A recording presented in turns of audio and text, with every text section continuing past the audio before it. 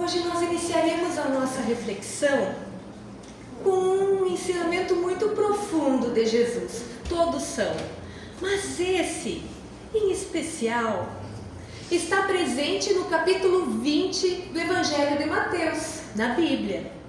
E também está no capítulo 20 do nosso Evangelho segundo o Espiritismo, os trabalhadores da última hora. E nós vamos falar, em especial, sobre a parábola dos trabalhadores da vinha, que é o item 1. Abre, portanto, este capítulo 20 do nosso Evangelho. Essa parábola é uma narrativa que vai nos trazer lições poderosas sobre a espiritualidade, sobre a ação divina, a ação de Deus sobre as nossas vidas e sobre o processo evolutivo individual de cada um de nós e também do nosso planeta como uma coletividade. Então vamos fazer a leitura. Ela é um pouquinho longa, mas neste caso é necessário que nós conheçamos a história. Vamos lá então. E Jesus estava contando aos seus discípulos a seguinte história. O reino do céu é semelhante ao pai de família que saiu de madrugada para contratar trabalhadores para sua vinha. Depois de acertar com os trabalhadores o pagamento de uma moeda, o salário seria uma moeda por dia de trabalho, enviou-os para a sua vinha. Saiu novamente à terceira hora do dia, portanto, em volta das 9 da manhã. Havia saído a primeira hora às 6. Saiu a terceira hora por volta das 9 da manhã. E encontrando na praça outros trabalhadores que estavam sem fazer nada, disse-lhes: vão vocês também trabalhar na minha vinha, e eu lhes pagarei o que for razoável. E eles foram. Saiu ainda a sexta e a 9ª hora do dia e fez a mesma coisa.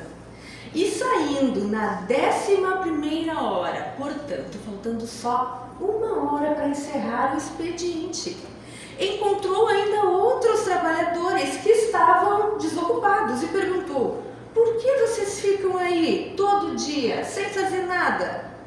Porque ninguém nos dá trabalho, disseram eles.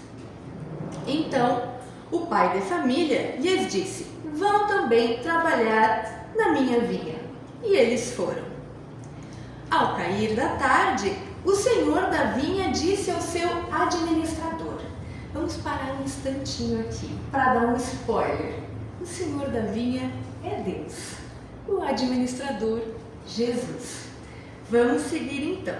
E disse o senhor ao seu administrador: chame os trabalhadores e pague-lhes o salário, porém inicie o pagamento pelos últimos que chegaram, para só depois pagar os primeiros. Aproximaram-se então os trabalhadores que chegaram à vinha apenas na 11ª hora e receberam uma moeda cada um. Ao chegarem os primeiros trabalhadores que foram contratados, pensaram que iriam ganhar mais.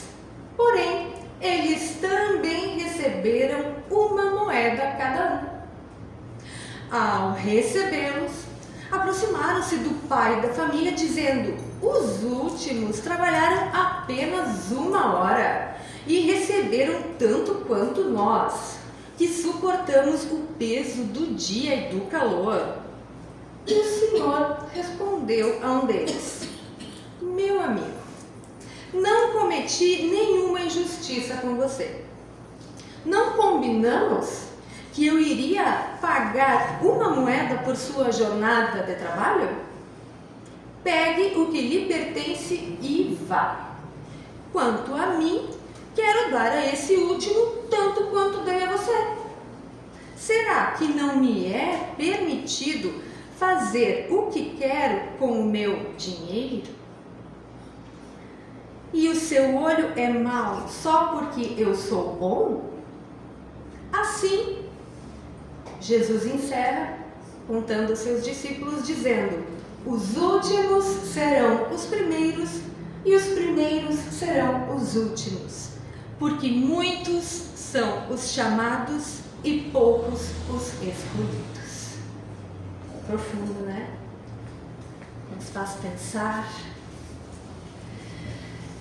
Então, essa passagem nos conta sobre um dono, um homem de família que contratou trabalhadores em diferentes momentos do dia para trabalhar na sua vinha, que seria para nós hoje uma vinícola, um vinhedo, um lugar onde tem parreiras, onde se produz vinho. Sendo que no final, esse senhor pagou a todos o mesmo valor, independente do quanto cada um trabalhou. Essa história nos ensina sobre a justiça divina, que nós já entendemos que é diferente da nossa. E fala sobre o esforço pessoal de cada um de nós neste caminho de evolução e o valor das experiências espirituais em momentos distintos da nossa jornada imortal. Mas nós vamos entender. Para compreender melhor essa parábola, é importante primeiro entender o que a vinha representava naquele contexto onde Jesus ensinava. Na época de Jesus, a vinha era um dos elementos essenciais da cultura daquele povo. Era o trigo que gerava o pão. O peixe que era a proteína disponível, porque sim, eles tinham o cordeiro, faziam os sacrifícios, mas a proteína disponível, acessível a todos, era o peixe.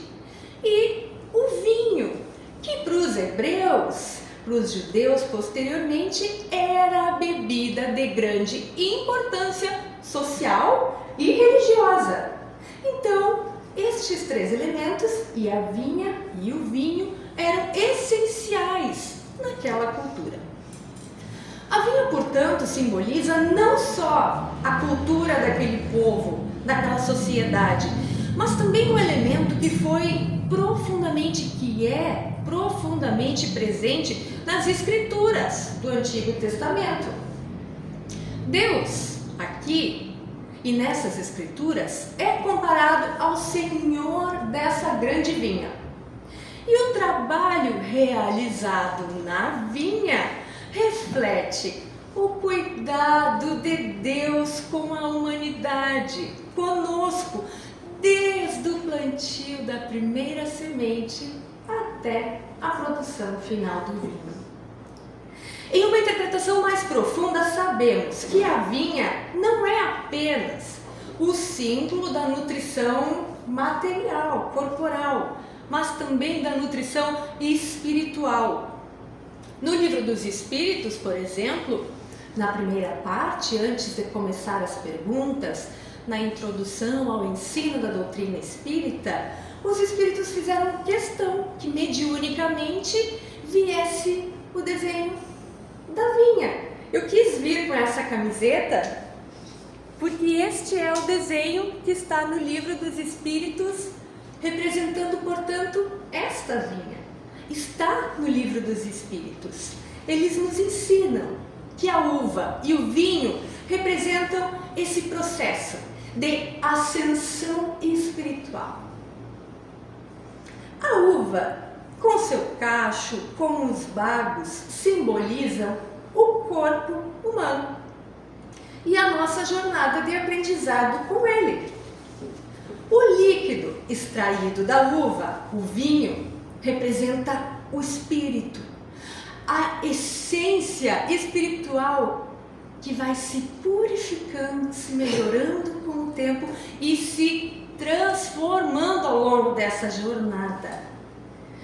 Esse processo de transformação, desde o cultivo, do plantio até a produção do vinho, é, portanto, uma metáfora poderosa para o trabalho de Deus nos nossos corações, nos purificando e nos refinando, para que assim nós possamos atingir um dia esta essência espiritual tão desejada por todos nós. Outro aspecto crucial dessa parábola é a divisão do trabalho em diferentes horas do dia. Isso talvez seja o que mais nos intriga. No tempo de Jesus, o trabalho na vinha era organizado por turnos, com o dia dividido em 12 horas de luz e 12 horas de escuridão. Cada uma dessas horas representa, dentro da parábola, um ciclo específico de trabalho, com tarefas específicas a serem desenvolvidas em cada momento, com os trabalhadores sendo contratados em diferentes situações, em diferentes momentos. A importância de cada hora é refletida também nas profecias do Antigo Testamento, onde a evolução espiritual do mundo é comparada a um dia de trabalho. Não só nessa metáfora, em outros momentos, a evolução espiritual é comparada a um dia de trabalho. Por isso, a divisão em horas, com tarefas específicas, tem algo a nos ensinar. Portanto, essas horas representam momentos especiais da nossa transformação. Cada ciclo ou cada hora é vital, é essencial na obra de Deus para a nossa transformação. Embora não estejamos aqui, não estamos falando de uma hora de 60 minutos, como nós conhecemos agora, mas sim de ciclos de evolução que podem se estender, a julgar da vontade de cada espírito, por milênios. E cada momento da nossa vida e cada fase representa uma etapa dessa jornada espiritual, e cada fase, portanto, tem um propósito específico. Algumas dessas fases podem e serão difíceis e desafiadoras, mas todas precisamos acreditar que não é em vão, todas são essenciais para o nosso processo de regeneração espiritual. Na parábola, os trabalhadores são chamados em diferentes horas do dia, mas o detalhe mais interessante está na última chamada, quando aqueles que haviam trabalhado apenas uma hora recebem o mesmo pagamento que aqueles que trabalharam desde o início. Esse ponto destaca um princípio crucial. A recompensa espiritual, a de Deus, não é medida pela quantidade de tempo ou de esforço material, mas pela qualidade do trabalho realizado, pela dedicação no propósito divino.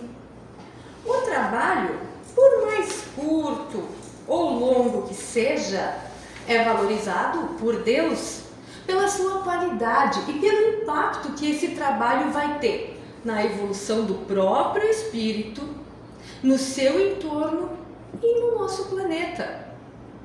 Ao refletir sobre a frase enigmática de Jesus, os últimos serão os primeiros e os primeiros serão os últimos, nós vemos que ela nos convida a entender que no reino de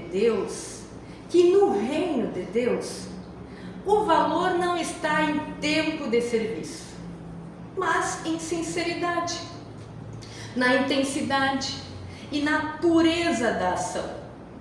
O trabalhador da última hora, o trabalho da última hora, realizado com dedicação e com confiança, tem a mesma importância que o trabalho de uma vida inteira. Vamos pensar. Se não fosse assim, se não fosse essa a medida de Deus, Deus estaria sendo injusto quando dá horas diferentes de vida para cada um de nós. Se ele julgasse pela quantidade de horas, todos nós teríamos que viver exatamente a mesma quantidade de horas numa reencarnação. Essa é a maior prova que o julgamento de Deus não é pela quantidade, e sim pela qualidade. Em nosso entendimento sobre trabalho espiritual, a questão central, então, é a qualidade das ações. Emmanuel, mentor de Chico Xavier, em suas obras, esclarece que não é o número de obras e nem o volume de atividades que define o nosso merecimento, mas a profundidade com que nos dedicamos ao que estamos fazendo. No livro Refúgio, de Emmanuel e Chico, no capítulo 20, hoje é o dia do capítulo 20, né? E no livro Alvorada do Reino, também de Chico e Emmanuel, aí no capítulo 19. Ele, Emmanuel, utiliza também muitas metáforas para explicar a diferença entre os trabalhadores que aceitam o convite, mas que ao longo do caminho se distraem, e aqueles que, mais dedicados, mesmo que atrasados, obtêm maior mérito. O importante, então, não é quanto tempo se passou, mas como se usou o tempo. Em uma dessas metáforas, Emmanuel descreve uma jornada de ascensão proposta por Jesus. De um vale até o topo de uma montanha. O vale representa ali a terra, aonde somos chamados ao trabalho. O cume simboliza a nossa iluminação espiritual, onde queremos chegar, a conquista da paz que desejamos. Ao longo dessa jornada, do vale até o cume, aqueles que começaram primeiro nesta parábola se distraem no meio do caminho, achando que tem tempo, se perdem em prazeres materiais e acabam perdendo o foco. Outros que chegaram mais tarde, portanto com menos tempo, dedicam-se com tanto afinco que são mais produtivos e chegam mais rápido ao cume. Portanto, têm mais mérito, apesar de terem trabalhado em quantidade menos horas. A lição mais uma vez fica clara: a qualidade do trabalho é o que importa. Em sua obra Pensamento e Vida, recomendo quem quiser, é um livro muito bom da gente ter em casa, é pequenininho, mas é bom de ler e recorrer a ele em diversos momentos. Nesse livro, Emmanuel faz uma distinção muito interessante entre dois tipos de trabalho: o trabalho ação e o trabalho serviço. Dois tipos de trabalho. O trabalho ação, diz ele, é aquele que transforma o meio, transforma o lugar onde está acontecendo. Mas o trabalho serviço, esse transforma o espírito do trabalhador. É fácil cair na armadilha de realizar muitas tarefas sem que haja crescimento espiritual real. O trabalho-serviço, por outro lado, é marcado pela sinceridade, pelo devotamento, entrega genuína e pelo desejo da evolução interior em primeiro lugar. Outro ponto fundamental dessa parábola é a importância desse momento final, aonde os trabalhadores da última hora vão receber um pagamento, porque isso simboliza ali o fechamento do ciclo do dia, a conclusão. Muitas vezes trazendo para nós, representa a dor, o sofrimento, que complementa a obra. O momento da colheita, quando a uva é pisada no lagar, o lagar, aquele local onde pisoteamos a uva para que o vinho saia, vamos pensar, é um momento de dor para a uva. Está sendo esmagada. Esse momento simboliza o nosso esforço final, onde todas as dificuldades e provações se convertem em vinho, em aprendizado e em purificação. Isso nos leva a uma reflexão sobre o nosso próprio caminho espiritual. Muitas vezes, nós passamos por momentos difíceis e dolorosos, mas precisamos tentar entender que esses momentos são necessários para a conclusão da nossa evolução.